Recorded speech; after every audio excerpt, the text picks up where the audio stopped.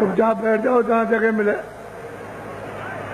बैठ जाओ। थोड़ा ध्यान पे बैठो, दूर दूर बैठो, दूर दूर थोड़ा हट के बैठो, जिससे कि भजन में बाधा ना पड़े, एक दूसरे का हाथ पैर ना लगे।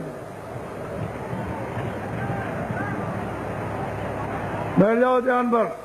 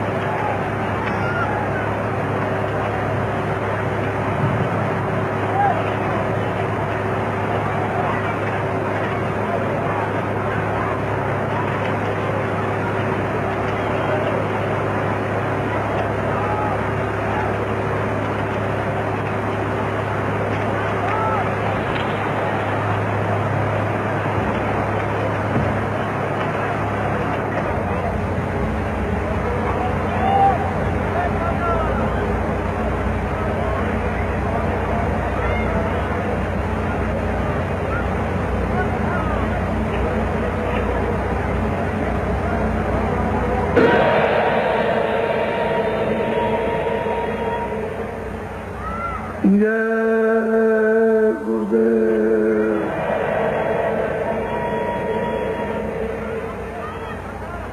जय गुरुदेव।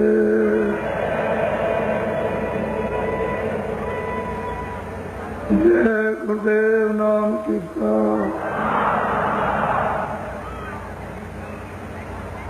जय गुरुदेव नाम किसका।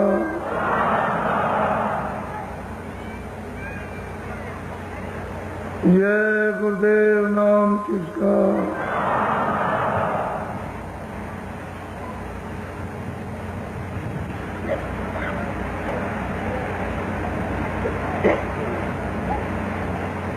बच्चे और बच्चियों,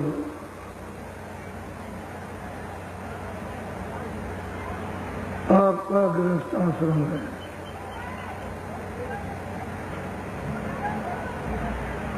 इस गृहस्थ आश्रम में आपस में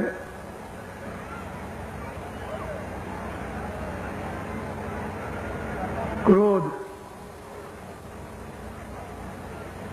ज्यादा मत किया करो। क्रोध चांडाल का राक्षस देवता है। सवार हो जाएगा तो बुद्धि कुछ भी नहीं करेगी, बुद्धि को नष्ट कर देगा। उससे अच्छा यह है कि पति कुछ पत्नी से कहे तो पत्नी को चाहिए चुप करे। वो दो चार बार बोलेगा, जब पत्नी कोई जवाब नहीं देगी तो चुप हो जाए। और पत्नी जब नाराज हो जाए तो पति को चाहिए कि घर में परेशानी की वजह से नाराज है, अपने को कुछ नहीं कहना, चुप हो जाए तो क्रोध ठंडा हो जाएगा और घर में आपस में प्रेम से रहोगे। दुख सुख गृहस्थी में अपने कर्मानुसार प्रारब्ध के अनुसार आपको जो मिला है कम बेसी, उसी में सब्र, उसी में बर्दाश्त करो कि मालिक ने ये जो कुछ दिया है बहुत, इसी में अपना गुजारा करेंगे। और नया काम अच्छा करो, कोई बुरा काम मत करो, अच्छा करो, तो तुम्हारी फिर कभी दोबारा मनुष्य शरीर में आना हुआ तो प्रारब्ध अच्छी बन जाएगी, तो आपको शारीरिक सुख सुविधा प्राप्त हो जाएगी। और जब तुम करोगे ही नहीं और प्रारब्ध में सुख सुविधा है ही नहीं, रो, फिर क्या कर सकते।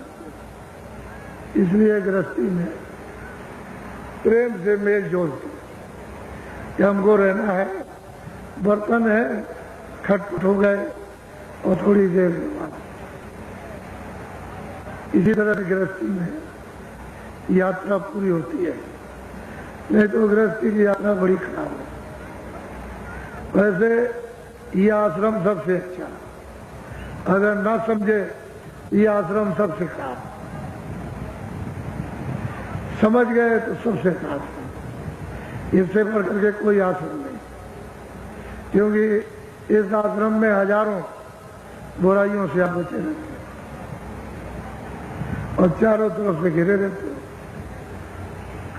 और नहीं समझे तो बस सर्वनाश है। तो थोड़ा सा घर गृहस्थी में पति पत्नी, सास ससुर बहू, थोड़ा सा विचार। अगर सास ससुर कहते हैं बहू चुप, और बहू कुछ कहते हैं तो सास ससुर कुछ ना बोले, अनसुनी कर दे तो मामला सब ठंडा, और प्रेम से बोलेंगे सब खत्म। और हर वक्त गुस्ताखी रखेंगे नाराज तो मामला तो गर्म है, और दो गर्म तवा उसमें हाथ रखो भी जल जाए। तो गृहस्थी के तौर तरीके, ढंग ढांचे, उसकी व्यवस्था के अनुसार आपको रहना चाहिए। और जो लोग सुमत से रहते हैं सुखी है, और हुकूमत में चाहे जितना धन धाम हो बर्बाद हो जाए, तो सुमत से। और इसी सुमत से ये जो रास्ता पा जाओगे तो वो थोड़े ही से चंद मिनटों में उसी में तुम्हारा काम हो जाएगा, उसी में वजन बन जाएगा, ध्यान बन जाएगा, उसी में सब तुम्हारे विकार ये भी तुम्हारे मूर्छित हो जाएंगे, सो जाएंगे, और जो कुछ जमा किया होगा वो भी साथ होगा। तो ये जीवात्मा जाग जाएगी तो इसका भला हो जाएगा, और नहीं तो झगड़ा झंझट करोगे तो एक सेकंड वजन नहीं कर सकते।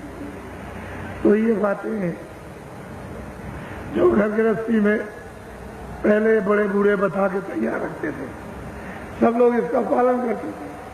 अब ये महात्माओं को समझाना पड़े तो उनका वक्त खराब होता है,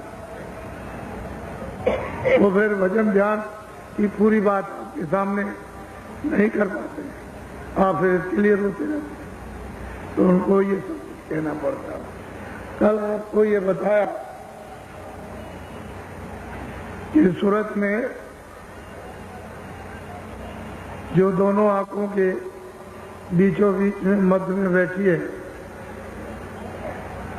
वैसे तो महापुरुषों की कृपा हो गई, उन्होंने यहां से उसको जगाकर नाम से जोड़कर और ऊपर ले गए, सब कुछ दिखाते गए, कुछ बाकी नहीं रखा। ईश्वर से भी मिला दिया,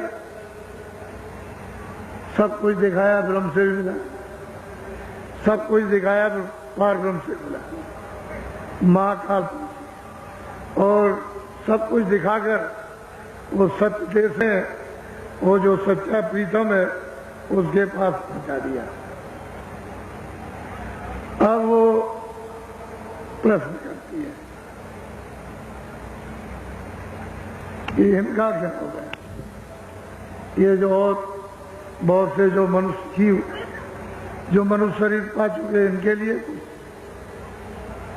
तो सबकी शंका निवारण करना एक प्रश्न होता है, एक और लाखों करोड़ों का लाभ हो जाता है। तो उसने पूछा आप कौन है, कहाँ के हैं, आप यहाँ क्यों आए, हमको क्यों जगा रहे, हम कहाँ के हैं, ये सब हमको, आप कहाँ रहते हैं, कौन सा देश है, ये सब उसने प्रश्न किया। और उन्होंने कहा कि आप नरकों में हैं, 84 में हैं, कि आप यहाँ मृत्युलोक में, कि स्वर्ग वैकुंठ में, कि आप इंद्रपुरी गंधर्व लोक में, या शिव मुकाम में, विष्णु में, या सूर्य लोक में, चंद्रलोक में, कहाँ पर आप, या आप सर्वत्र जगह सब जगह रहते हैं। सब उसने पूछा और सबका उन्होंने उत्तर दिया। यानी कोई किसी तरह की उन्होंने उनकी संख्या में औरों की संख्या में कमी नहीं रखी। अब वो सूरत पूछती है कुछ और जानना चाहती है, और वो इसके बारे में असली चीज इसको बताना चाहती है ताकि इसके द्वारा सबको मालूम हो जाए।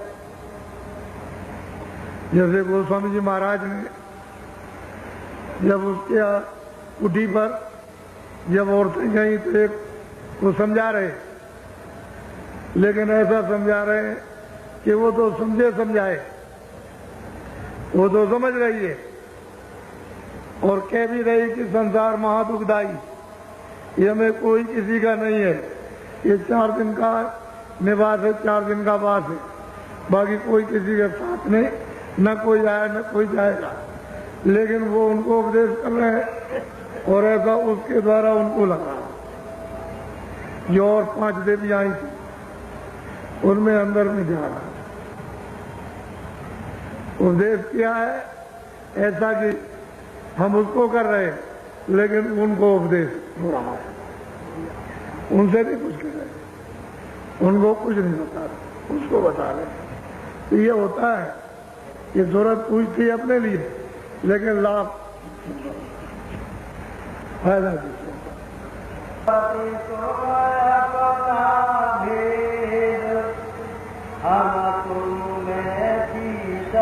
अब वो कहते हैं कि देख सूरत, तू अपना भेद सुन। तेरा भेद क्या था कि तुझ मुझ में थी, अभेद कोई मैं था, मुझ में थी, अभेद थी, कोई भेदभाव नहीं था। मेरा रूप था, मेरा आनंद था, मेरी शक्ति थी, मेरा क्या था, इससे तो अलग कुछ ही नहीं। अभेद थी, कोई भेदभाव था नहीं। जो मैं था वो तू, और तू है वो मैं हूं। अब वो महापुरुष है, उसको उसके प्रश्न का उत्तर देकर समझा। क्यों समझ में आएगा कि यहां से वहां पहुंच गए, तब उसकी समझ में आएगा कि उसको ले आएंगे, क्योंकि वो भी आई है, वो भी है, और वो भी जा रहे हैं, वो भी जा रही। तो वहां जब पहुंची तो कोई भेद हो, जहां की बूंद थी उसी सिंध में सिरा गई, उसमें लय हो गई। जल की बूंद समुद्र में गिरे, समुद्र रूप, फिर उसको कोई बूंद नहीं कहता, समुद्र कहते हैं। यही सूरत जब वहां पहुंच जाएगी तो समुद्र है, फिर सूरत नहीं है, बूंद नहीं, वो शब्द रूप है, और वहां सब शब्द ही शब्द है। तो कहते हैं कि देख सूरत, तू अपना भेद, तू मुझ में अभेद थी, मुझसे अलग तो थी नहीं, इस समुद्र से बाहर तो गई नहीं थी, इसी में थी। बोलो।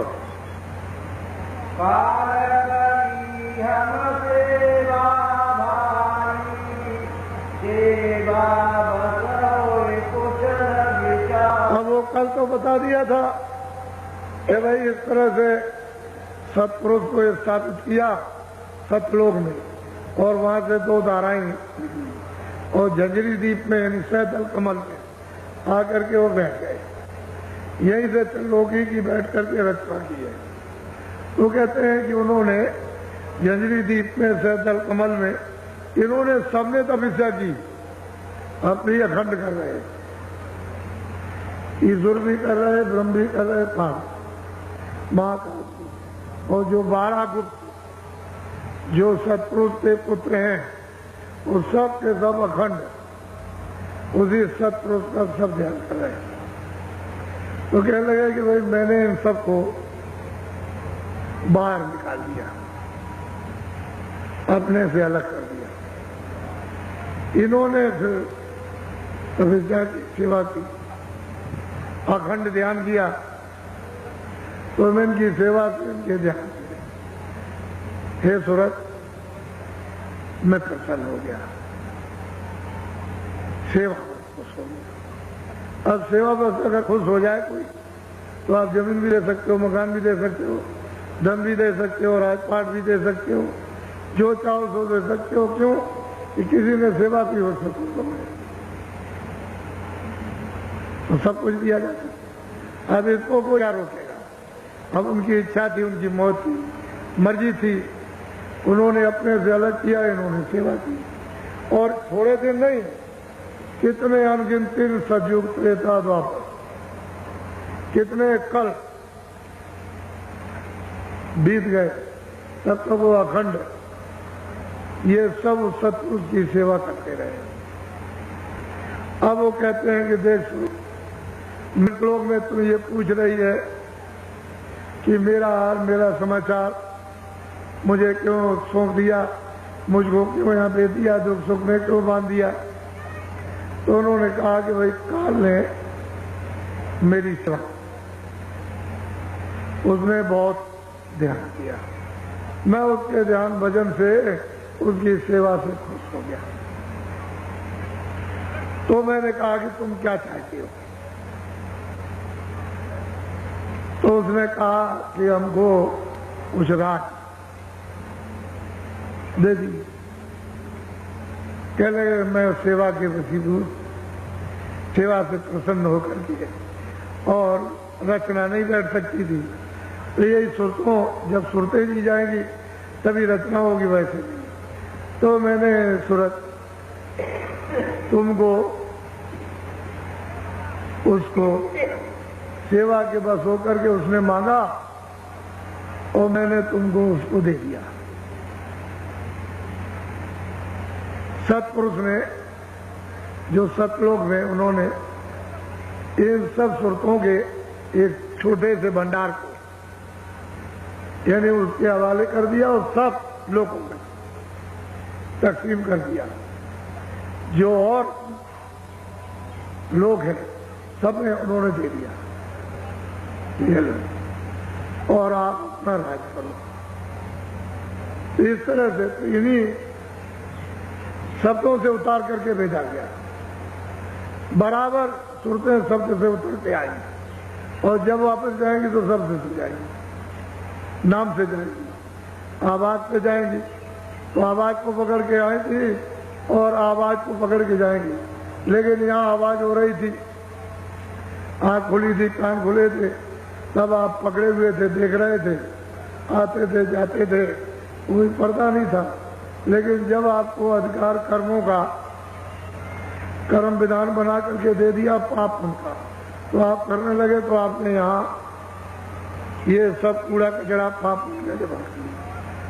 उससे गंदगी जमा होने से आंख और कान मटमैले हो गए, नाक मटमैली हो गई, बंद हो गई। अब नाम से तुम्हारा संबंध टूट गया, उससे अलग हो गए। तो जो बल्ब जल रहा तो बुझ गया, अब ये जीवात्मा रूपी बल्ब बुझ गया, अब सब ये हो गया। तो मैंने सेवा के बस होकर, हे सूरत, उस काल को मैंने तुमको दी। बोलो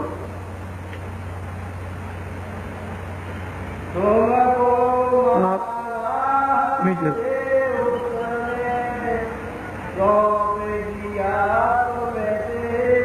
कहते सूरत, ये तो दोनों आंखों के पीछे सब में बैठी है। क्या लगे उसने हम सेवा की और मैंने सेवा के उसकी खुश होकर के और उसको तुमको दे दिया। सुनो बोलो।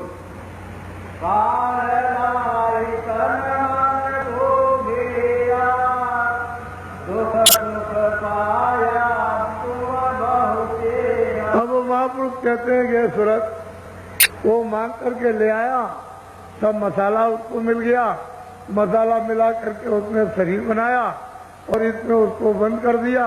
उसने विधान बना करके और हमारे ऊपर गंदगी को जमा करना शुरू कर दिया और यहाँ तन मन में घेर दिया, गंदगी जमा कर दी। बस ये तन और बस ये सूरत यहाँ की यहाँ ही बंद हो गई, इसी जड़ में। अब उसने कहा कि तुम जो अच्छा बुरा करोगे या किया है, मैं उसकी दूसरे तन में, दूसरे शरीर में, दूसरे जिस्म में मैं तुमको वहां बंद करके सजा दूंगा। अगर तुम सब भोग लोगे, जब सजा पूरी आपको मिल जाएगी जो आपने किया, तो फिर मैं इसको, इस शरीर को फिर दूंगा और फिर इसमें पाप पुण्य करोगे, फिर मैं बंद करूंगा। तो उसने लिया करके यहाँ और तन मन में उसने ये कर्मों का विधान बनाकर अधिकार देगा, चारों तरफ से हमको गंदगी जमा करके घेर दिया। अब हमको जाने का रास्ता नहीं मालूम कि हम किधर से आए। सही बात है, किसी को पता नहीं, पढ़ने लिखने वाले को बेचारे को क्या मालूम होगा, उससे क्या। बहुत प्यार से सभी सुरतों को, सभी जीवात्माओं को वो समझा रहे हैं। बोलो तो काल तो आपका है नहीं, ईश्वर आपका नहीं, खुदा आपका है, जिसको गाड कहते हैं वो आपका है। ये सूरत उसकी नहीं है। जो जब ले आया तो आपका देश नहीं, ये आपका देश नहीं है। वो मसाला ले आया, उसने मसाले को तरतीब से उसकी तय जमाई। जब वो त्रिकुटी स्थान पर ऊपर से बाजों को पकड़ करके ले आया, तो वहां ब्रह्म स्थान पर ले आके बैठा दिया भंडार को। तो वहां उसने बादलों की गड़गड़ गर्जन और मृदंग इसकी आवाज पर उतारा इन जीवात्माओं के भंडार को सब। तो वहां कितनी आवाजें हो रही हैं ये तो वहां पता चलता है। जब आवाज को नीचे ले लिया तो फिर इसका बोध ये हुआ कि शब्द इस पर रूप रस गंध, ये इसका ये पता चला शब्द क्या है, रूप क्या है, रस क्या है और गंध क्या है, स्पर्श क्या है। एक कपड़ा तो शब्द इस पर रूप रस गंध का बना दिया। पहले तो इसका कोई कपड़ा नहीं था, पहले तो सूरत जब ऊपर आई ब्रह्म स्थान पर तो ये शब्द रूप थी। जब उसने ब्रह्म ने अपने शब्द पर इस सूरत को उतारा तो फिर ये उसको बोध हुआ कि ये शब्द है, ये स्पर्श है, रूप है, ये रस है, ये गंध है। एक कपड़ा ये कारण बहुत बारीक है कि पता भी न चल सके, कपड़ा पहन लिया, इस सूरत के ऊपर में डाल दिया। फिर उसको सैतल कमल में लाकर निरंजन भगवान ने त्रिकुटी स्थान सैतल कमल स्थान पर जब अपने शब्द पर नीचे उतारा तो घंटा शब्द। यहाँ जैसे ही उन्होंने नीचे उतारा वैसे उन्होंने 9 तत्वों के कपड़े को पहना दिया। शब्द इस पर रूप रस गंध 5 तो ये हो गए। और यही से मन बुद्धि चित्त और अहंकार ये इसी के साथ में लगा दिया। यहाँ से लगा मन बुद्धि और चित्त और अहंकार सैतल कमल। यहाँ से सैतल कमल जहाँ निरंजन भगवान खुदा जहाँ गाड बैठे हुए हैं वो मतलब है कि यहाँ से लगाया तो 9 तत्वों का कपड़ा हो गया। तो 5 तो वो पहले तो कुछ नहीं था, फिर 5 पहन लिए, फिर उसके बाद में 9, फिर नीचे और उतारा तो अपने सब को छोड़ करके ब्रह्मा विष्णु महादेव के सब पर उतार दिया। तो वो 17 तत्वों का 10 इंद्रियां चतुर्संध्या का मन बुद्धि चित्त और 10 इंद्रियां और 3 गुण रजोगुण तमोगुण सतोगुण, ये 17 तत्वों का कमरा। अब आप ये देखिए, एक के अंदर एक, एक के अंदर एक, एक के अंदर एक। जब यहाँ मृतलोक में उतार करके ले आए यहाँ तो उन्होंने 5 तत्वों का पकड़ा, जल पृथ्वी अग्नि वायु आकाश, ये 5 तत्वों का है। इसके अंदर 17 तत्व, उसके अंदर 9 तत्व, फिर उसके अंदर 5 तत्व। जब ये ब्रह्म स्थान पर पहुंचकर जब इस शब्द को छोड़ देती है और ऊपर की जब उसको आवाज मिलती है तो ये बादलों की गरज और मृदंग इसको छोड़ करके और पिंगली सारंगी जब उसको पकड़ती है तो इससे बहुत प्रिय मधुर और मीठी, बहुत प्रिय बहुत मधुर बहुत मीठी और बहुत आकर्षक आवाज। तो जैसे ही उसने उसको पकड़ा तो इसको छोड़ दिया, तो खोल उतर गया। जब इस खोल को उतारोगे, घंटे संग की आवाज में ले हो जाओ, तो ये खोल उतर जाएगा जीते ही। ऊपर चलोगे तो फिर 17 तत्वों का खोल, जब स्वर्ग वैकुंठ पार करोगे तो 17 तत्वों का खोल उतर जाएगा। और सैतन कमल में जब दर्शन निरंजन भगवान का, 3 लोक के मालिक का जब करोगे और वहां से फिर ऊपर की आवाज पकड़ोगे तो वो 9 तत्वों का कड़ा उतर जाएगा। यही से उतरेगा, उसके उतारने का यही धाम है। ये मकान, ये जो किराए पर आप तो जब उसको उधर से ऊपर भी उतार दिया तो फिर ब्रह्म स्थान पर पहुंची, वहां सरते स्पर्श रूप है रस्ते करने, उसका उस मंडल पर पूरा बोध होता है, पूरा करूंगा। जैसे ही उसने ऊपर की आवाज पकड़ी और उसमें जैसे ही लय हुई तो फौरन उधर चली गई। जब उधर जाएगी तो गुणातीत हो जाएगी। ये जितने भी पाप तुम उसको बांध नहीं सकते, वो पार हो गई, क्योंकि कपड़े को उतार दिया और सत्य रूप हो जाती है। जो ये बैठी हुई सरस्वती उधर से आएगी, इन सब कपड़ों को पहनती आएगी, उन्हीं में होकर के आएगी, लेकिन अब कपड़ों का आवरण नहीं रहा, खाली इस खोल पर बैठी है। बीच में अब खोल रही है, खोल खत्म हो गई, लिंग शरीर भी खत्म हो गया और सूक्ष्म शरीर भी खत्म, और वो जो है मतलब कारण शरीर वो भी खत्म इसमें, और ये भी खत्म हो गया, क्योंकि इसमें बीच में तो कोई पर्दा नहीं, सामने यहां से वहां तक साफ, कुछ नहीं, कोई रोक टोक। इसलिए गोस्वामी जी महाराज ने रामायण में कहा है कि सतयुग जोगी सत्य क्या। जब जीवात्मा के गर्भ में 5वें महीने में की गई इस फूल पर, तो उस समय पर आंख खुली थी, कान खुले थे, नाक खुली थी गर्भ में, ये सब बातें सुनती थी। यही अंदर माँ के गर्भ में बैठ करके सब देखती, पूरा का पूरा पर्दा सब का सब खुला हुआ था, अंदर से कोई पर्दा किसी भी मंडल पर बंद नहीं। जैसे ही 9 महीने का बच्चा शरीर लेकर के माँ के पेट से बाहर आया था, जोगी विज्ञानी कर और सब हरि ज्ञान सब पार जाते थे। उस समय तो कोई पाप सुनता नहीं, वेद कतरेव शास्त्र होते थे, अच्छा बुरा सत्य सत्य न्याय अन्याय। ये तो बहुत समय के बाद, कितने युग बीतने के बाद और कितनी जीवात्माएं पहुंच गई वापिस। जिनको लेकर के आए थे वो बहुत चली गई वापिस, तब तक कोई बंधन नहीं था। फिर उन्होंने देखा कि सब निकल जाएंगे, और हमने तपस्या की मांग करके ले आए तो ये सब चले जाएंगे, तो अब राज किस पर करेंगे। तब उन्होंने अपनी शक्तियां पैदा करके और फिर उनसे तपस्या कराई, समाधि लगवाई, और समाधि में उनको देववाणी सुनाई, और फिर उनसे कहा कि जो हम बोले वो लिखो। तो जो जो आवाज बोलते गए, दर्शन तो उनको लिखने वालों को हुआ ही नहीं, जो बोलते गए वो लिखते। उस समय कागज तो था नहीं, तो भोजपत्र पर लिखा, छाल थी, उस पर 4 वेद 1 लाख श्लोक बस।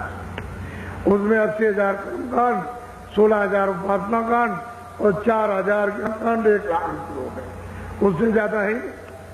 खंड उन्होंने जरूर 4 बना दिए। ये उन्होंने लिखवा करके और पूरा प्रचार उस समय पर करवा दिया कि देखो ये विधान हमारे लोग का बन गया, और सबको अधिकार पूरा पूरा ये विधान जो बनाया उसका दे दिया जाएगा कि जो तुम चाहो सो करो, पाप भी करो, पुण्य भी करो, अच्छा भी करो, बुरा भी करो, मारो भी, रक्षा भी करो, जो आपकी इच्छा हो उसको, इंद्रियों से, आंख से, कान से, हाथ से, पैर से, मन से, बुद्धि से, जो चाहो, और जो तुम करोगे अपना अपना भोगो।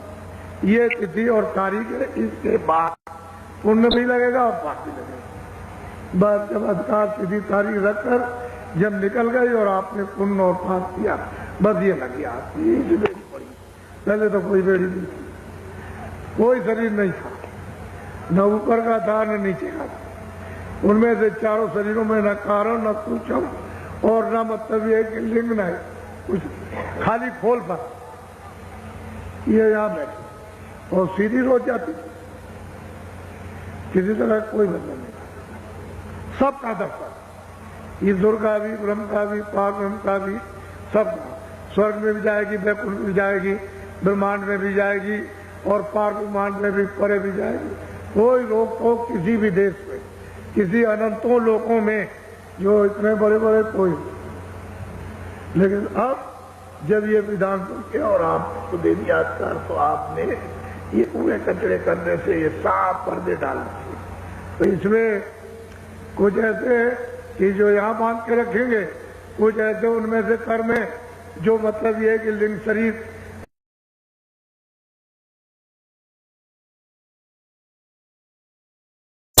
पर मतलब ये पर्दा पड़ जाएगा, फिर कुछ ऐसे सूक्ष्म शरीर पर, फिर उसका कारण शरीर पर।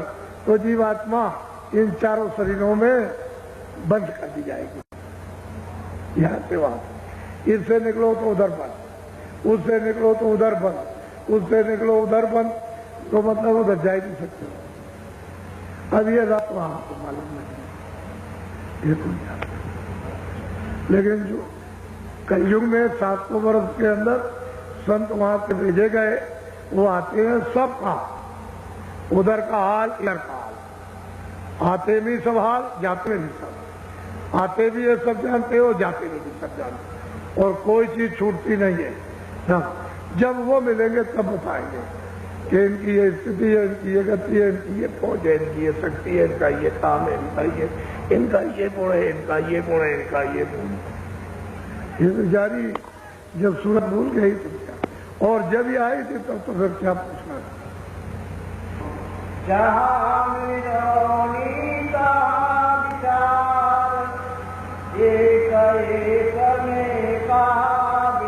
अब वो कहते हैं जहाँ मिलोनी है, अभी स्कूल की मिलोनी है तो वहाँ अलग अलग भिन्न है, जहाँ मिलोनी वहाँ विचार, और जहाँ मिलोनी नहीं है वहाँ कोई विचार नहीं। तेरे घर में कोई मिलोनी नहीं, तुम वापिस चल अपने घर, आनंद सुख से रहना, और सुख का सुख का सागर है। अभी यहाँ पड़ी ये देख लेते, तो जिसको पहुंचा दिया वही पंच कर रहे हैं, और वो आपके लिए। ये बेचारे आएंगे इनको मैं कहाँ का रहने वाला। महात्मा क्यों आते हैं? इनको लाभ होगा। वो क्या करते हैं, जीवों को आके जगाते हैं, नाम से जोड़कर और वापस ले जाते हैं, आपको पता ही नहीं चलता। बोलो। हमारे देश एक सपना, वहाँ विचार का कुछ। अब बिल्कुल साफ कहते हैं कि हमारे देश में सत्य ही सत्य का पसारा, वहाँ कुछ नहीं, कोई विचार, कोई असत, कोई छल कपट, कोई फरेबे, कुछ नहीं वहाँ। तुम वहाँ के रहने वाले चलो, चलो सुन को वहाँ, ये जीवात्मा है वहीं से आए, अपने सदैव से यहाँ पर के यहाँ। अब ये फंसे ये हालत होगी।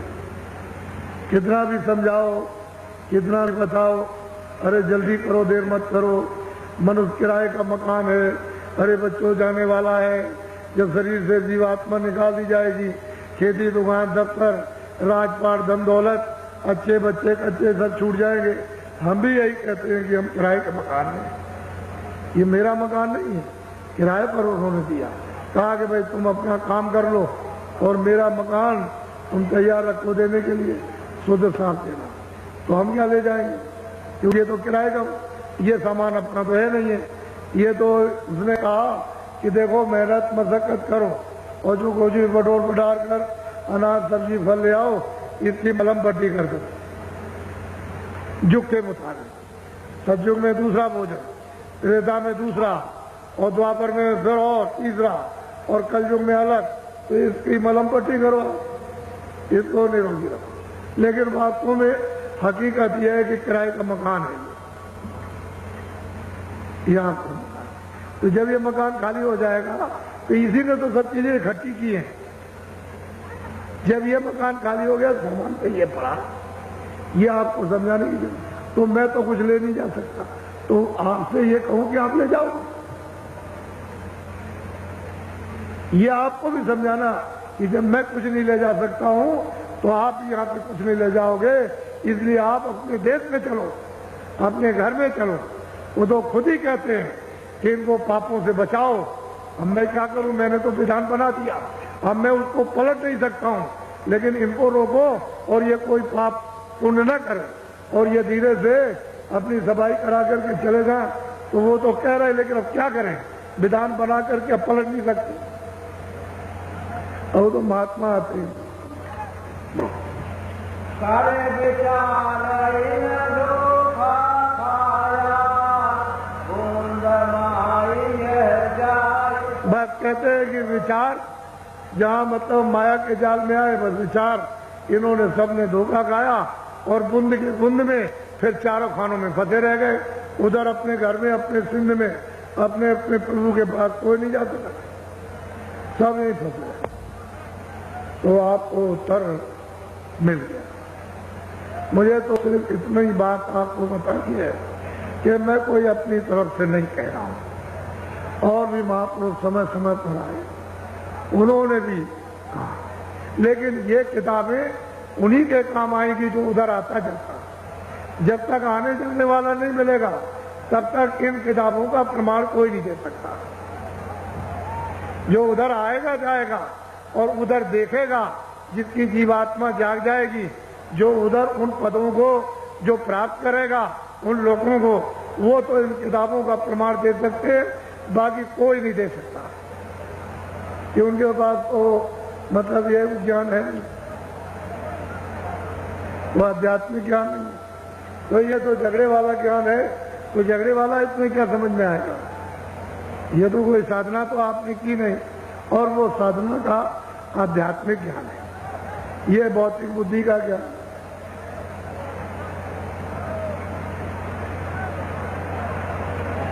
अच्छा बच्चे और बच्चियों,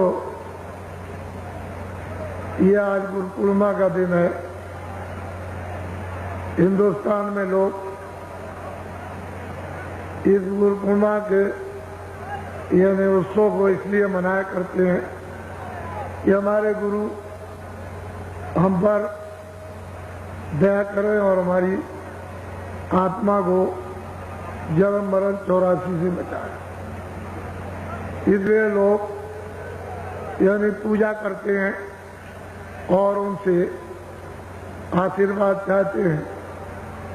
ये बहुत दिनों से ये उत्सव गुरु पूर्णिमा का, पूनम का चलता चला आ रहा।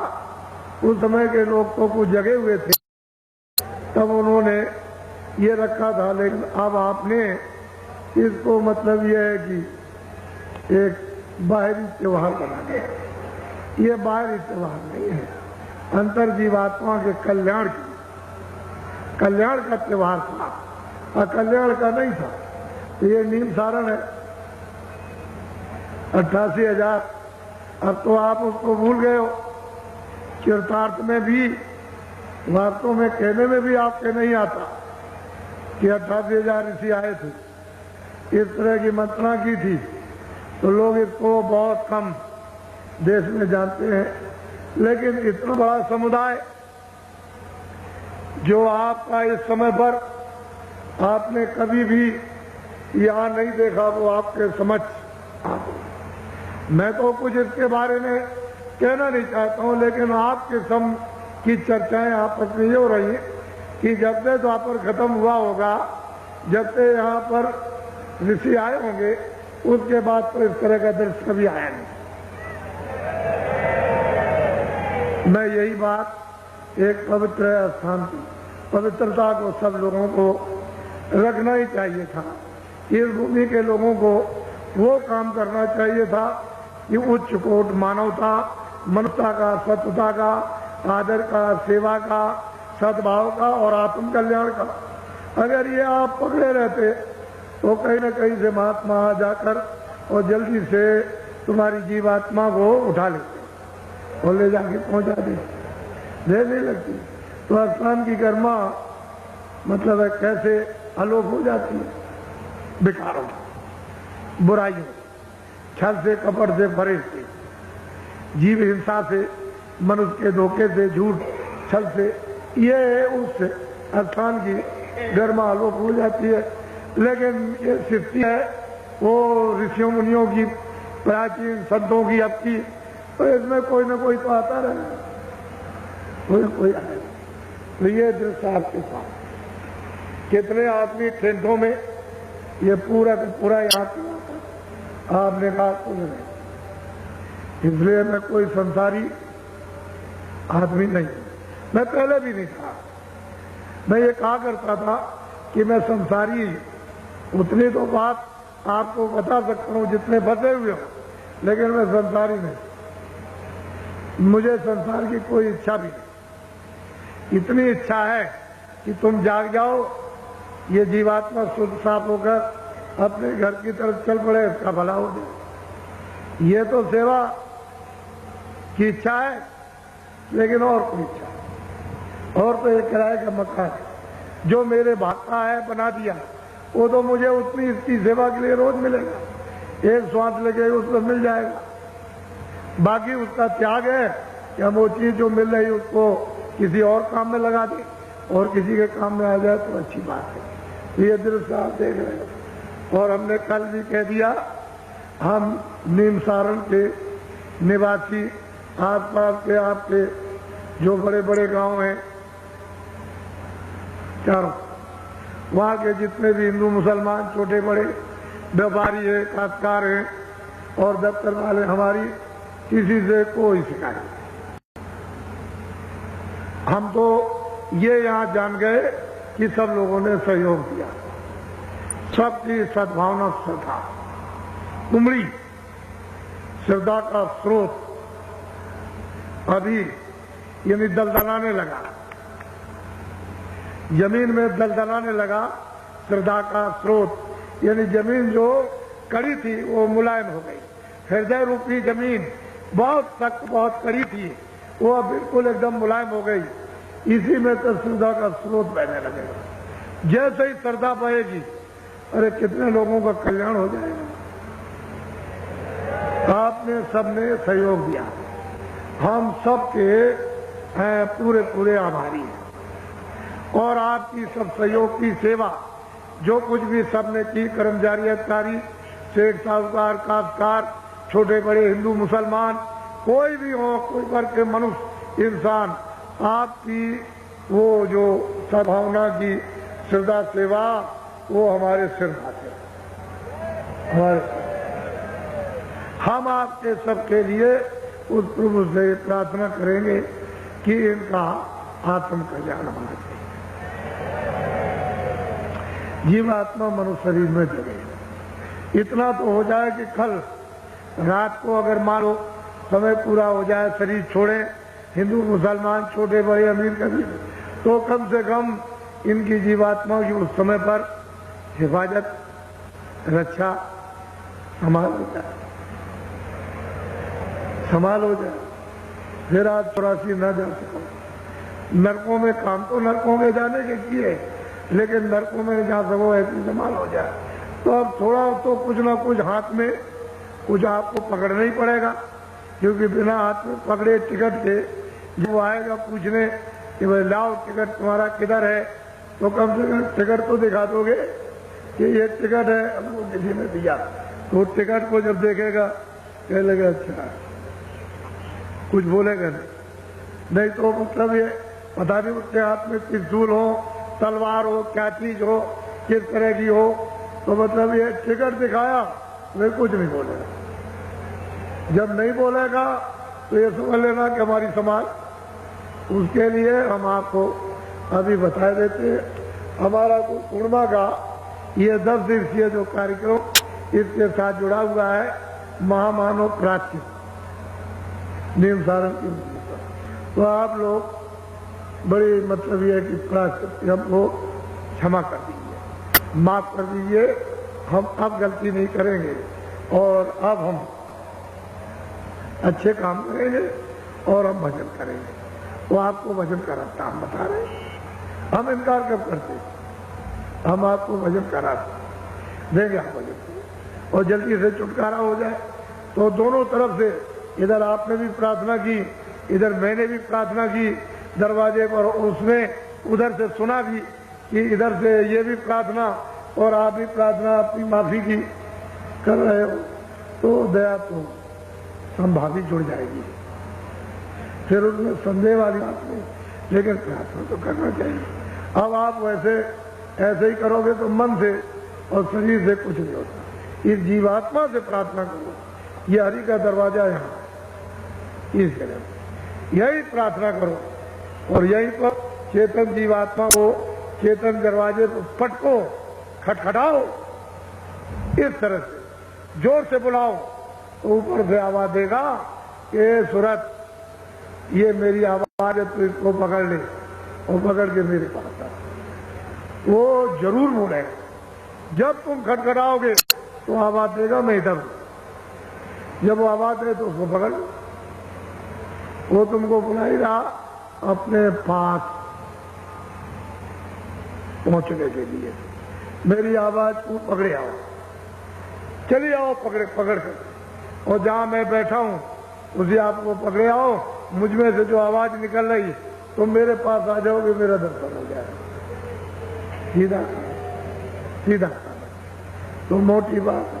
वैसे आज भी लोग आ रहे हैं, लिख करके भेजा है कि स्पेशल गाड़ी दिन में 12:15 बजे ऐसा कुछ काम, तो आप जानकारी प्राप्त, चलो 12 बजे सही। अब वो तो कागज हमको मिल जाएगा, तो 12 बजे सुबह तो आप पहुंचे, गाड़ी यहाँ से जाएगी। वो इतना बगैर स्पेशल बस कार ये वो लगाए हुए जल्दी नहीं खिंचेगा। इसको, इस समूह को देखो कि कितना ये मैदान में है और कितना टेंटों में भरा हुआ है। ये आप इसकी गिनती नहीं कर सकते। चाहे आप 1000 आदमी लगा दो और चाहे 10,000 लगा दो, बच्चा इसकी गिनती नहीं हो सकती है। ये अनगिनती है। आपको ये पता नहीं है इस बात का, हम जानते हैं उसको। ये कितने लोग आए हुए हैं, इसलिए आप कल नाम डाल लेना। आज अब थोड़ा सा भजन करोगे, एक थोड़ा सा कपड़ा, अभी तो यहाँ तो कैसे भी करो, लेकिन ऐसे करो। आंख भी दोनों ये बात की बंद करना और दोनों ये उंगलियां कान में। ये जीवात्मा बैठी हुई है दोनों आंखों के ये मत में, सेंटर में, दरमियान में। उस जीवात्मा में एक कान है, उस जीवात्मा में एक नाक, उस जीवात्मा में एक आंख। शरीर में 2 आंख, 2 कान, 2 नाक। अब आपको ये पता चला कि 3 आंख है, 3 कान है, 3 नाक। आपने कभी भागवत या कभी रामायण या कभी और कथा वार्ता आपने सुनी, किसी ने आपको बताया कि 3 नाक है और 3 कान? कुछ कोई जिक्र नहीं। वो जीवात्मा में चेतन आंख, चेतन कान और चेतन नाक। वो सतलोक से जब अभेद में थी तभी इसमें आंख और कान और नाक, और जब वहां से आई तो लेकर के आई। ये तो जब इस पर पर्दा नहीं था तब तो इसकी आंख और कान और नाक खुली हुई थी, तभी तो जाती थी। और अब इस पर पर्दा आ गया तो आंख और कान और नाक बंद हो। ये बाहर के आंख और कान, ये नाक बंद हो जाए तो बाहर के आपको कुछ दिखाई सुनाई देता, तो आपको कुछ नहीं करना। जिनको नामदान नहीं मिला, ऐसे जो जमीन पर बैठे सबके लिए समझाना, ये ऐसे हाथ रखना आराम, ये आंख बंद करना, धीरे से दोनों उंगलियां कान में डालना। ये जीवात्मा बैठी हुई है, इसमें तीसरा कान है। इसके चारों तरफ मन बुद्धि चित्त यही बैठे हैं, चारों तरफ घेर करके उस जीवात्मा को, सूरत को यही कानों के साथ यानी रोक करके रखना और ऊंचा ध्यान देकर ऊपर की। तो तीसरा जो कान है वो अंदर से, क्योंकि ये इधर बैठी है दरवाजे पर। इस शरीर में ये रूह, ये जीवात्मा सूरत नहीं है। ऐसे करो तो इधर बैठी, ऐसे करो तो इधर, लेकिन ये जो आकाश है वो यहीं तक। ये 2 आंखों का, 2 कान का और 2 नाक का, लेकिन जीवात्मा इसके ऊपर बैठी है। इसमें एक आंख है, एक कान है, एक नाक है। तो इसी के ऊपर से देखो, इसी के ऊपर से सुनो, तो से जमीन से आवाज आ रही है ऊपर। सुनाई क्यों नहीं देता कि यहाँ कर्मों की सब गंदगी जमा, तो इसको दबा लिया, आंख भी बंद, कान भी बंद, नाक भी बंद। अब वो इसलिए नहीं सुन पाती है कि आंख और कान नाक बंद, गंदगी के कारण। अगर ये सफाई हो जाए तो सफाई देने लगे, दिखाई देने लगे, सूंघने लगे। ये सफाई हो जाए, सामने ही तो स्वर्ग है, सीधा सामने शुरू हो जाए, सामने ही स्वर्ग की रचना शुरू होती है। लेकिन जितना वो हृदय है उतना ही तो गंदा है। तो हृदय बड़ा भारी आकाश है, ये संसार के आकाश से बड़ा। ये आकाश जो आप सारे संसार का कुछ नहीं है, ये आकाश बहुत बड़ा आकाश है। इसमें ये बैठी हुई कूड़ा कचरा जरूर, इसी को साफ करो, सामने दिखाओ। तो आप लोग थोड़ा सा, जो नए लोग जिनको नामदान नहीं मिला वो सुबह मिल जाएगा, लेकिन ये तो कम से कम समझो कि मेरे पास तीसरा कान है, इन दो कानों को छोड़ करके। तो ऐसे बैठ जाना। जब मैं कहूंगा कि आंख और कान खोलो तब खोलना। जो इक्के दुक्के अगल बगल में कोई खड़े हो, निज अपना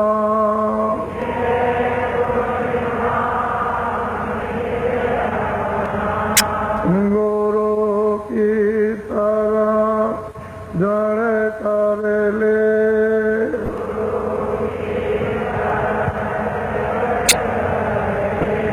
विनायक का नहीं करना,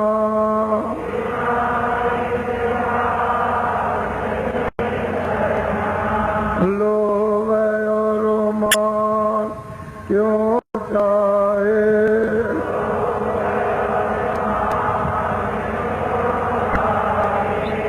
पड़ेगा फिर तुझे देना।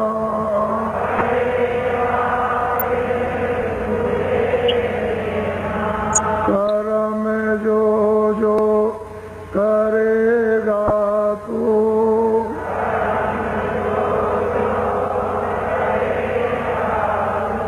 वही तेरे वो ना भरना।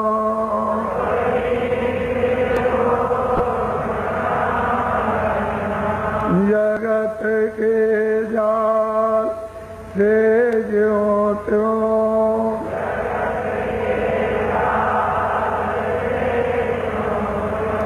हटो मर्दान की करना।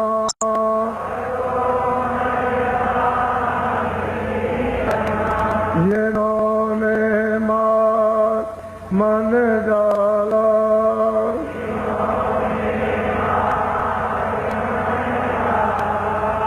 उन्हीं को तू माँ कहना।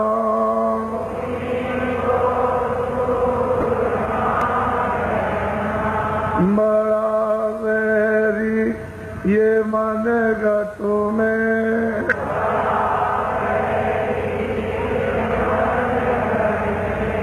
बड़ा वैरी ये मन गतु में।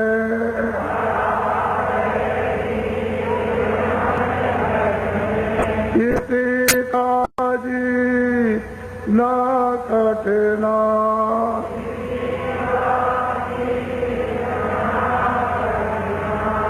पढ़ो तुम्हें इसी के पीछे,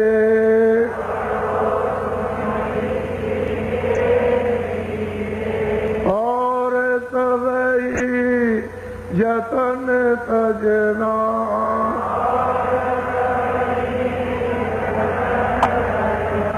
गुरु की प्रीत कर पहले,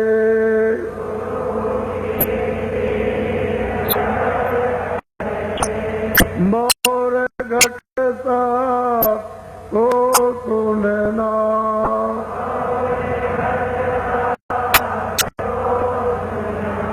मान दो बात यह मेरी,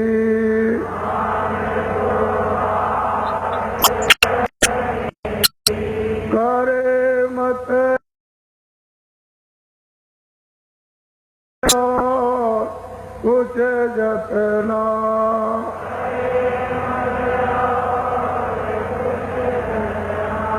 हार जब जाए मन तुझसे